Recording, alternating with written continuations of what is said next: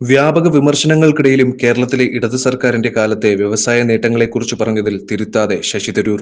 മാറ്റിപ്പറയണമെങ്കിൽ കണക്ക് നൽകണമെന്നാവശ്യപ്പെട്ട് ദേശീയ സംസ്ഥാന നേതൃത്വത്തെ വെല്ലുവിളിക്കുകയാണ് തരൂർ. പ്രവർത്തന സമിതി അംഗത്വം ഒഴിയണമെങ്കിൽ അതും ചർച്ച ചെയ്യാമെന്ന് വരെ പറഞ്ഞാണ് പാർട്ടിയെ തരൂർ വീണ്ടും വീണ്ടും കടുത്ത വെട്ടിലാക്കുന്നത്.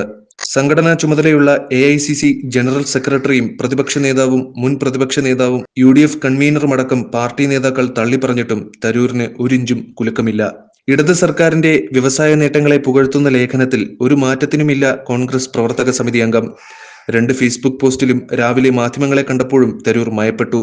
സ്റ്റാർട്ടപ്പ് നേട്ടങ്ങൾക്ക് തുടക്കമിട്ടത് ആന്റണി ഉമ്മൻചാണ്ടി സർക്കാരുകളെന്ന കൂട്ടിച്ചേർക്കൽ വ്യവസായ മന്ത്രിയായിരുന്ന PK കുഞ്ഞാലിക്കുട്ടിക്കും പ്രശംസ. പക്ഷേ അന്നു തുടങ്ങിവെച്ചത് ഇടത് സർക്കാർ നല്ല രീതിയിൽ മുന്നോട്ട് കൊണ്ടുപോയെന്ന് വീണ്ടും തരൂർ പറയുന്നു.